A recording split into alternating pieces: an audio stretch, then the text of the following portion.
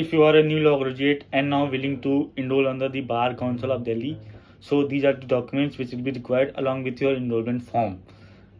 सबसे पहला आपको अपने कॉलेज या यूनिवर्सिटी से जाके आपकी अपनी लॉ डिग्री की प्रोविजनल सर्टिफिकेट लेना होगा।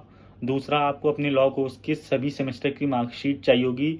अगर आपने 5 ईयर्स लॉ कोर्स करा है तो आपको अपने 1 से लेके 10 सेमेस्टर तक की मार्कशीट चाहिए होगी। अगर आपने 3 ईयर्स लॉ कोर्स करा तो आपके 1 से लेके 6 सेमेस्टर तक की मार्कशीट चाहिए होगी।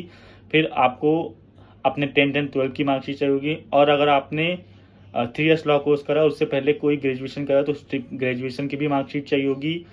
फिर आपका प्रूफ ऑफ रेजिडेंस चाहिए होगा। अगर आप दिल्ली एनसीआर के रहने वाले हो तो आपका Aadhaar card, PAN card, voter ID चलेगा। अगर आप दिल्ली एनसीआर के रहने वाले नहीं हो और आप दिल्ली या फिर एनसीआर में रेंट पे रहते हो तो आपका रेंट एग्रीमेंट, उसके साथ साथ आपका पुलिस वेरिफिकेशन, फिर आपके ऑनर का आधार कार्ड विथ हिज सिग्नेचर चाहिए होगा।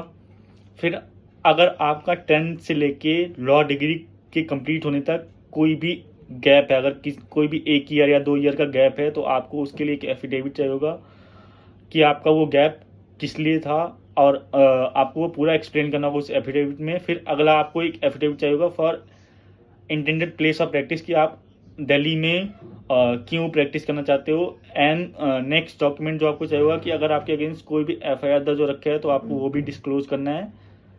सो these are the documents which will be required at the time of your enrollment under the Bar Council of Delhi. Thank you.